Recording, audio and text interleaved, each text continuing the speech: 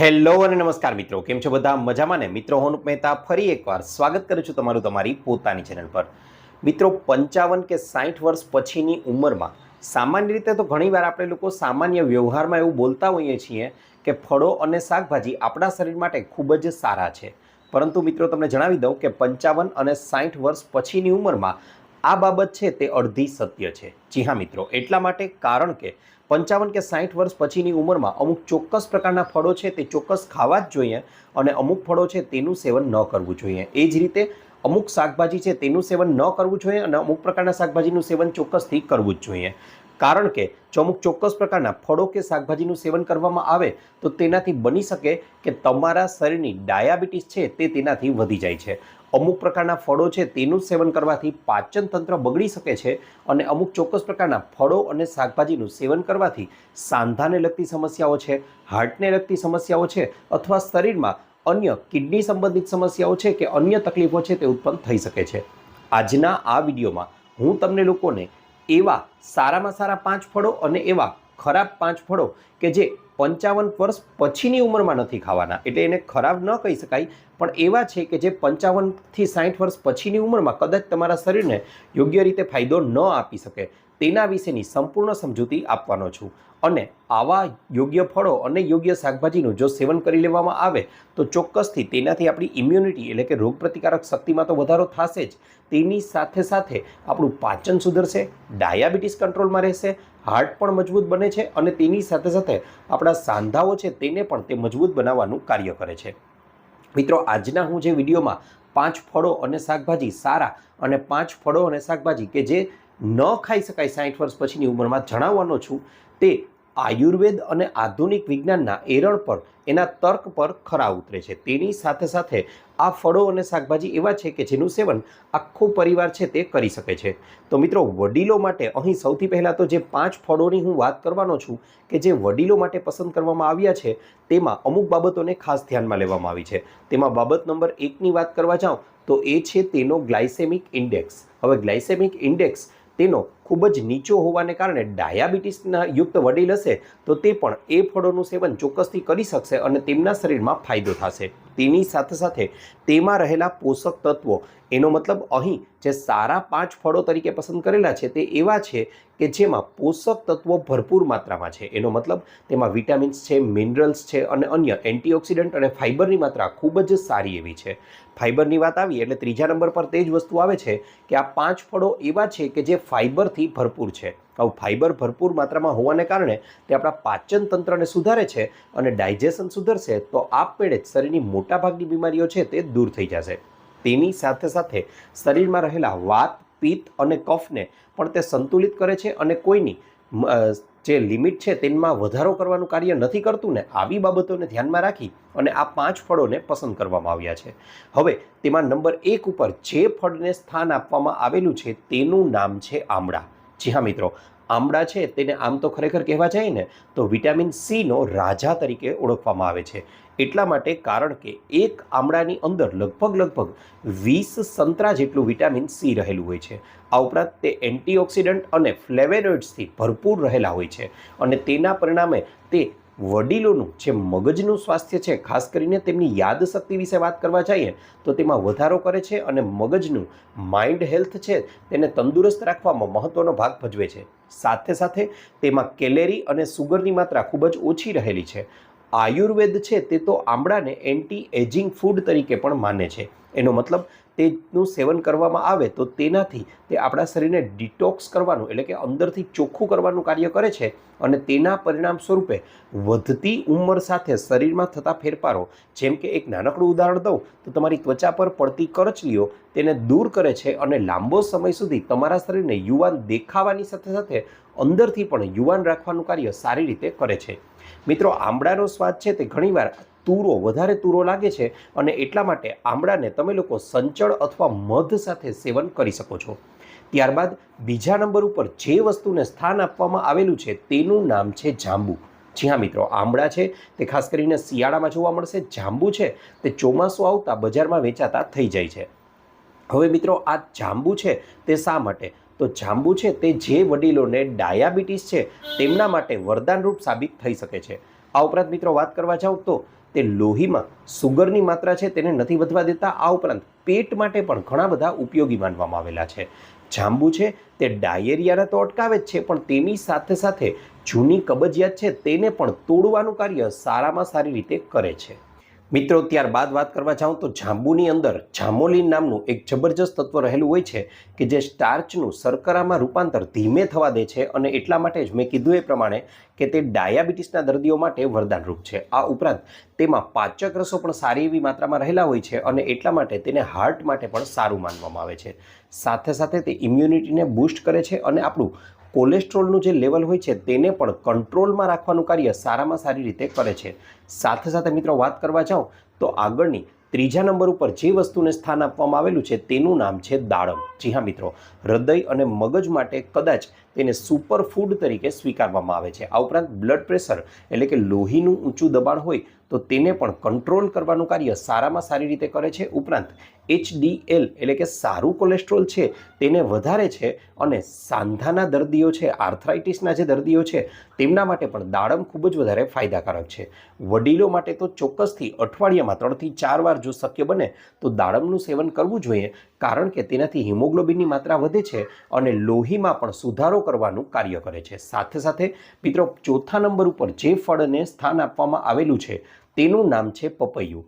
જી હા મિત્રો, પપૈયું છે તે વડીલોને ખાસ કરીને પાચક ઉત્સેચકો છે તેમાં વધારો કરવાનું કાર્ય ખૂબ જ સારી રીતે કરે છે. સાથે સાથે તે પાચક ઉત્સેચકોનું જે લેવલ છે તેને પણ જાળવી રાખવાનું કાર્ય કરે છે. કબજિયાત છે, ગેસ છે, અપચો છે, એસિડિટી છે તેવી પેટ સંબંધિત સમસ્યાઓને પણ દૂર કરવાનું કાર્ય પપૈયું ખૂબ જ સારી રીતે કરે છે. આ ઉપરાંત પાઇલ્સ જેવી સમસ્યામાં પણ પપૈયું ખૂબ જ ફાયદાકારક છે, કારણ કે તે મળની રેચકતા વધારે છે અને તેના પરિણામ સ્વરૂપે મળનું વહન સરળતાથી થઈ શકે છે. આ ઉપરાંત હાર્ટ માટે સારું છે, અને તેની સાથે સાથે સ્ટ્રોક આવતો અટકાવે છે, અને હાર્ટ એટેકથી પણ રક્ષણ કરવાનું કાર્ય પપૈયું ખૂબ જ સારી રીતે કરે છે. ડાયાબિટીસના દર્દીઓ જે લોકો છે તેમણે ચોક્કસથી મર્યાદિત માત્રામાં પપૈયાનું સેવન કરવું જોઈએ, કારણ કે તેનો ગ્લાયસેમિક ઇન્ડેક્સ છે તે પ્રમાણમાં થોડો ઊંચો છે, અને તેની સાથે સાથે તેમાં સુગર એટલે કે શર્કરાની માત્રા પણ વધારે હોય છે. મિત્રો ત્યાર પછી 5મા નંબર ઉપર જે ફળને સ્થાન આપવામાં આવેલું છે તેનું નામ છે જામફળ એટલે કે ગ્વાવા. જી હા મિત્રો, આ એક એવું ફળ છે કે જે લારીમાં મળતું ખૂબ જ સામાન્ય લાગતું ફળ છે, પરંતુ આના ફાયદાઓ એટલા જ જબરજસ્ત છે. જી હા મિત્રો, જામફળની અંદર ભરપૂર માત્રામાં ફાઇબર એટલે કે રેસા આવેલા હોવાને કારણે તે ખાસ કરીને આપણા પાચન તંત્ર માટે ખૂબ જ વધારે ફાયદાકારક છે. ખાસ કરીને પાચન સંબંધિત તમામ પ્રકારની સમસ્યાઓને દૂર કરવાનું કાર્ય જામફળ છે તે સારામાં સારી રીતે કરે છે, માટે વડીલોએ તેનું સેવન કરવું જ જોઈએ.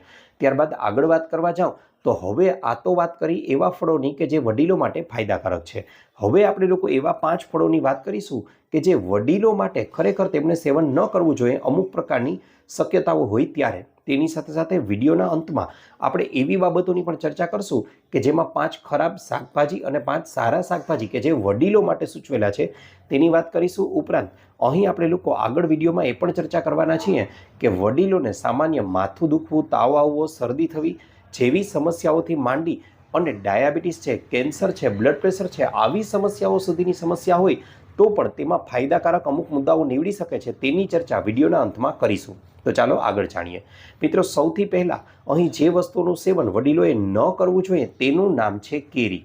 ખાસ કરીને અત્યારની ઋતુમાં એટલે કે ઉનાળામાં કેરી છે તે ભરપૂર માત્રામાં મળી આવે છે, અને લગભગ બધા લોકોનું માનીતું ફળ હોય તો એ કેરી છે.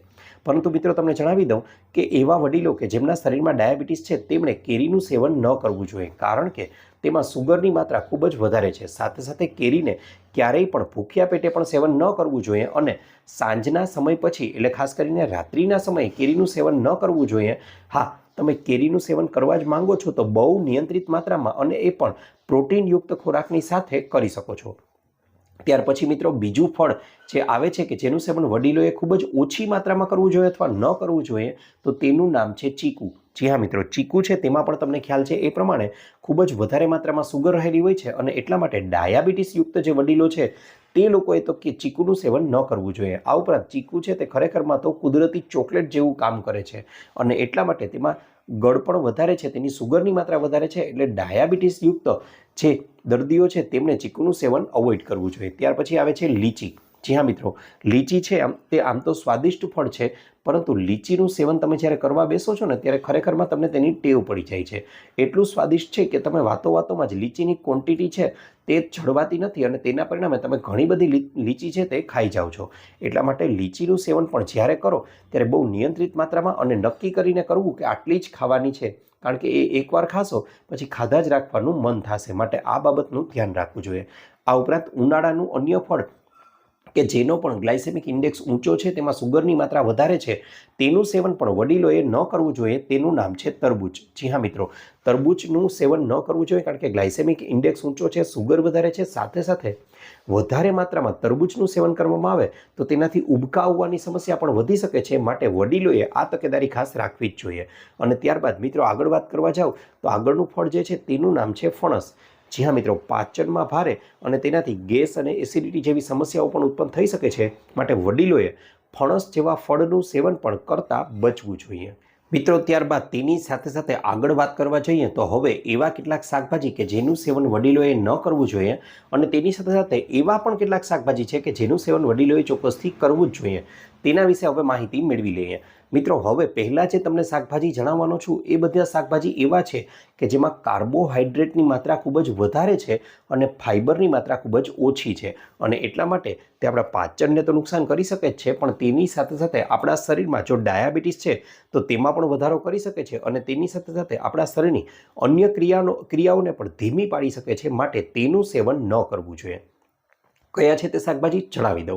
સૌથી પહેલાં તો તેમાં આવે છે મકાઈ, કે જેમાં કાર્બોહાઈડ્રેટની માત્રા વધારે છે અને ફાઇબરની માત્રા ઓછી છે. આ ઉપરાંત વટાણા છે, તેની સાથે સાથે બટેટા અને સકરિયા છે કે જેમાં સ્ટાર્ચની માત્રા ખૂબ જ વધારે છે અને ડાયાબિટીસના દર્દીઓએ તો તેનું સેવન ન જ કરવું જોઈએ કારણ કે તેનો ગ્લાયસેમિક ઇન્ડેક્સ પણ પ્રમાણમાં ઊંચો છે. આ ઉપરાંત ઘણા વડીલો છે તે એવો આગ્રહ રાખતા હોય છે કે તે જુદા જુદા પ્રકારના વેજીટેબલ્સ એટલે શાકભાજી છે તેનો સૂપ પીવાનો આગ્રહ રાખે છે. મિત્રો સૂપ છે તેમાં મોટામાં મોટું તકલીફ એ પડે છે કે સૂપ જ્યારે બનાવવામાં આવે છે ત્યારે મોટાભાગના ફાઇબર છે તે નાશ પામે છે અને પરિણામે સૂપનું સેવન પણ વડીલોએ ન કરવું જોઈએ. આ ઉપરાંત ગાજર, કારણ કે ગાજર છે તેમાં નેચરલ સુગર રહેલી છે, એટલા માટે જે વડીલોને ડાયાબિટીસ છે તેમણે ગાજરનું સેવન પણ નિયંત્રિત માત્રામાં કરવું જોઈએ. સાથે સાથે આગળ વાત કરવા જાઉં તો એ શાકભાજી નથી પરંતુ સફેદ ચોખા, સફેદ બ્રેડ આવી વસ્તુઓનું સેવન પણ તે લોકોએ ન કરવું જોઈએ કારણ કે તેમાં મેંદાની માત્રા વધારે છે. સાથે સાથે ફ્લાવર છે, કોબીજ છે, ચોળા છે, વાલ છે, આવી વસ્તુઓ પચવામાં ભારે છે અને એટલા માટે તેનું સેવન પણ ન કરવું જોઈએ. સાથે સાથે ટમેટા છે અને પાલક છે, આવી વસ્તુઓથી પણ બચી શકાય કારણ કે તેમાં ઓક્ઝેલેટની માત્રા વધારે છે કે જે આપણી કિડનીમાં જઈ અને પથરી ઉત્પન્ન કરવાનું કાર્ય કરે છે. માટે જો તમને પથરીની સમસ્યા હોય અથવા કિડની સંબંધિત સમસ્યાઓ રહેતી હોય તો આવા શાકભાજીનું સેવન કરતાં બચવું જોઈએ. હા, કારેલા છે, આમળા છે, આનું સેવન કરી શકાય, તે આપણા શરીર માટે ફાયદાકારક છે. ત્યારબાદ મિત્રો હવે વિડીયોના અંત તરફ જઈએ તે પહેલાં એક તમને અમુક નાનકડા મુદ્દાઓની ચર્ચા કરી દઉં કે જેનું પાલન જો વડીલો દ્વારા કરી લેવામાં આવશે ને તો ગેરંટી સાથે કહું છું કે તેઓ લાંબા સમય સુધી નિરોગી, સ્વસ્થ અને તંદુરસ્ત આયુષ્ય ભોગવી શકશે. કયા મુદ્દાઓ છે તે જણાવી દઉં તો સૌથી પહેલાં તો વહેલી સવારે ઉઠવાની ટેવ પાડવી જોઈએ કે જેમાં 5 થી 6 વાગ્યા વચ્ચેનો સમય આદર્શ માનવામાં આવે છે.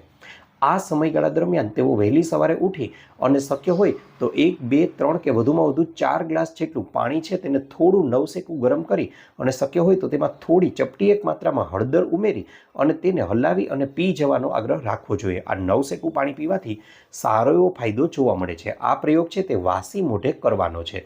તેની સાથે સાથે આ પ્રયોગ કરી લીધા પછી 10-15 મિનિટ સુધી ખુલ્લી હવામાં તમારે આંટો મારવો જોઈએ અને તેની સાથે સાથે હવે ખુલ્લી હવામાં એટલે ખાસ કરીને તમારા ઘરની આજુબાજુમાં ક્યાંય તમારું ફળિયું હોય અથવા તમારા ઘરમાં બાલ્કની હોય અથવા અગાસી હોય કે પછી આજુબાજુમાં કોઈ જગ્યાએ ખુલ્લો બગીચો હોય તો ત્યાં જઈ અને યોગા મેટ પાથરી અને તેના પર બેસી અને ચોક્કસથી 12 થી 15 મિનિટ સુધી અનુલોમ વિલોમ અને 12 થી 15 મિનિટ સુધી કપાલભાતિ જેવા પ્રાણાયામ છે તે કરવા જોઈએ.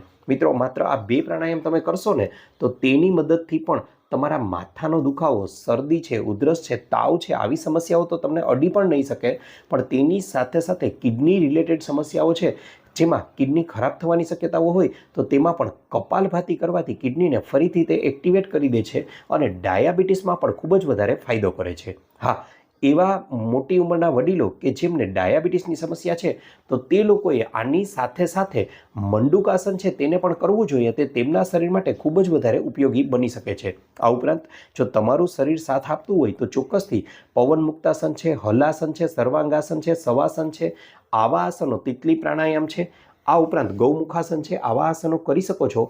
આનાથી તમારા શરીરને જબરજસ્ત ફાયદો થશે અને આવી સમસ્યાઓમાંથી ધીમે ધીમે પણ ચોક્કસથી તમને લોકોને છુટકારો મળતો દેખાશે. મિત્રો યાદ રહે, સારી બાબતો સાંભળી અને ઘણા વડીલો એવું કરે છે કે 2-4 દિવસ આ પ્રયોગ કરવા પણ લાગે છે અને તેના ફાયદાઓ પણ તેમને જણાવવા લાગે છે, પણ પછી બને છે એવું કે તેને છોડી દે છે. આવું કરશો તો ફાયદાઓ નહીં મળે. આના માટે એક ધારો નિયમ અપનાવવો પડશે અને લાંબા સમય સુધી આ વસ્તુને વળગી રહેવું પડશે, ત્યારે જ તમે આના ફાયદાઓ મેળવી શકશો. સાથે સાથે મિત્રો આગળ વાત કરવા જાઉં તો આટલી વસ્તુઓ કરી લીધા પછી તમે સૂર્ય નમસ્કાર પણ કરી શકો છો જો શરીર સાથ આપે તો. સાથે સાથે વડીલોએ એક ક્રિયા ચોક્કસથી કરવી જ જોઈએ. સવારના કુમળા તડકામાં ઓછામાં ઓછું 20થી 25 મિનિટ સુધી બેસવું જોઈએ અને જેનાથી તમારા શરીરના જે અંગો છે કે જ્યાં સાંધાનો દુખાવો રહે છે તેને તો તડકામાં ખુલ્લા રાખવા જોઈએ, કે જેનાથી મોટામાં મોટો ફાયદો એ થશે તમને લોકોને કે જે સાંધાના દુખાવા છે તે ધીમે ધીમે દૂર પણ થવા લાગશે. આ ઉપરાંત મિત્રો શક્ય હોય તો વડીલોએ ચોક્કસથી આગ્રહ રાખવો જોઈએ કે ઘરનો બનેલો અને તાજો ખોરાક જ ખાવો જોઈએ. ફ્રીજના પાણી, ઠંડા પીણા છે, કોલ્ડ ડ્રિંક્સ છે, આઈસ્ક્રીમ છે, આવી વસ્તુઓને સંપૂર્ણપણે બંધ કરી દેવાની છે. આ ઉપરાંત બહારનો ખોરાક, હોટલોનો ખોરાક પણ સંપૂર્ણપણે બંધ કરી દેવાનો છે. તેની સાથે સાથે તળેલો અને વધારે મસાલાવાળો ખોરાક પણ ન ખાવો જોઈએ.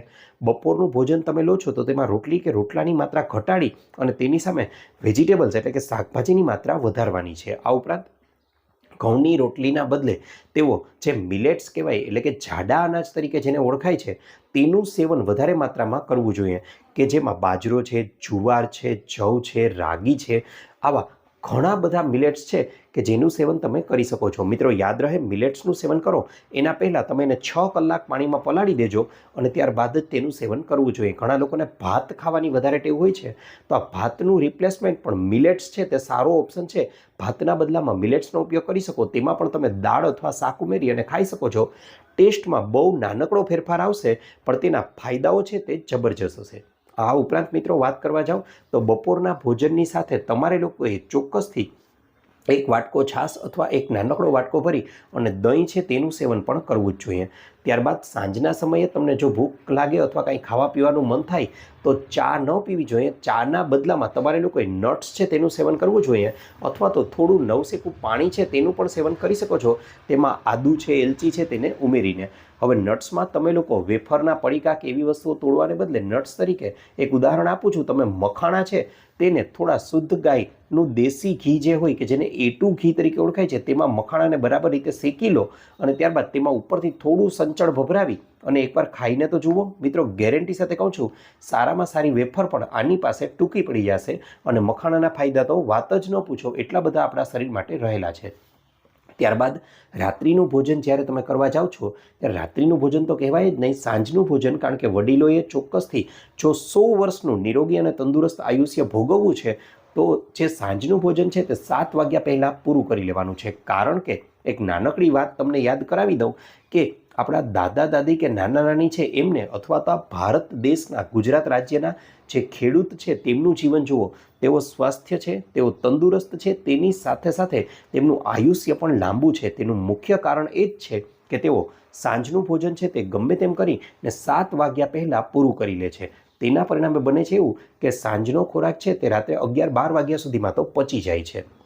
ઉપરાંત સાંજનો ખોરાક છે તે બને તેટલો હળવો ખાવો જોઈએ, કે જેમાં કઢી ખીચડી છે, દાળ ભાત છે, કોઈ પણ પ્રકારનું અથવા સામાન્ય સૂપ છે અથવા તો અન્ય પોહા છે અથવા અન્ય એવી તમામ વસ્તુઓ કે જે પ્રમાણમાં હળવી છે તેનું સેવન કરવું જોઈએ. આ 11-12 વાગ્યા સુધીમાં પચી જશે તો મોટામાં મોટો ફાયદો એ થશે કે 11-12 વાગ્યાથી રાત્રિના સમયથી માંડી અને વહેલી સવારે 6 થી 7 વાગ્યા સુધીનો સમય તમારા શરીરને પોતાના માટે મળી રહેશે અને આ સમય દરમિયાન ઓટોફેજીનો સમય કહેવાય છે આને, અને આ સમય દરમિયાન શરીર પોતાની અંદર થયેલું નુકસાન છે તેને જાતે જ રિપેર કરવાનું કાર્ય કરે છે અને તમારા શરીરમાં પણ વહેલી સવારે ઉઠશો ત્યારે એક નવી તાજગીનો, નવી શક્તિનો તમને લોકોને અહેસાસ થવા લાગશે. માટે આ પ્રયોગ પણ ચોક્કસથી કરી જવો જોઈએ. તેની સાથે સાથે રાત્રે તમે લોકો સૂવા માટે જાઓ છો ત્યારે જો શુદ્ધ ગાયનું દેશી ગાયનું દૂધ મળી જાય તો આ 1 ગ્લાસ નવસેકું દૂધ લઈ તેમાં ચપટી એક હળદર ઉમેરી બરાબર રીતે હલાવી અને આ દૂધ પીવાનો આગ્રહ પણ તમારે લોકોએ રાખવો જોઈએ. આનાથી મોટામાં મોટો ફાયદો એ થશે કે તમારી ઊંઘ છે તેની ગુણવત્તા ખૂબ જ સારી સુધરી જશે અને ખૂબ જ ઝડપથી ઊંઘ લાવવા માટે પણ તે ખૂબ જ વધારે ફાયદો કરે છે. હવે મિત્રો, જો તમે લોકોએ પણ આ વિડીયોને અહીંયા સુધી જોઈ જ લીધો છે તો આપજો એક નાનકડું લાઈક અને ચેનલને કરી લેજો સબસ્ક્રાઈબ. સાથે સાથે તમે લોકો આ વિડીયોને ક્યાંથી જોઈ રહ્યા છો, કયા ગામ, કયા શહેર, કયા તાલુકા, કયા જિલ્લા કે પછી કયા રાજ્ય કે કયા દેશમાંથી એ પણ અમને જણાવજો, કારણ કે અમને લોકોને જાણીને ખૂબ જ આનંદ થાય છે કે અમારી ઓડિયન્સ અમને ક્યાંથી જોઈ રહી છે. સાથે સાથે આપને લોકોને પણ કોઈ પણ પ્રકારનો હેલ્થ કે બ્યુટી સંબંધિત પ્રશ્ન હોય તો એ પણ કોમેન્ટ બોક્સમાં કોમેન્ટ કરી જણાવજો. અમે તેને અનુરૂપ પણ નવા વિડીયો લાવવાનો પૂરતો પ્રયાસ કરીશું. આપનો ખૂબ ખૂબ આભાર.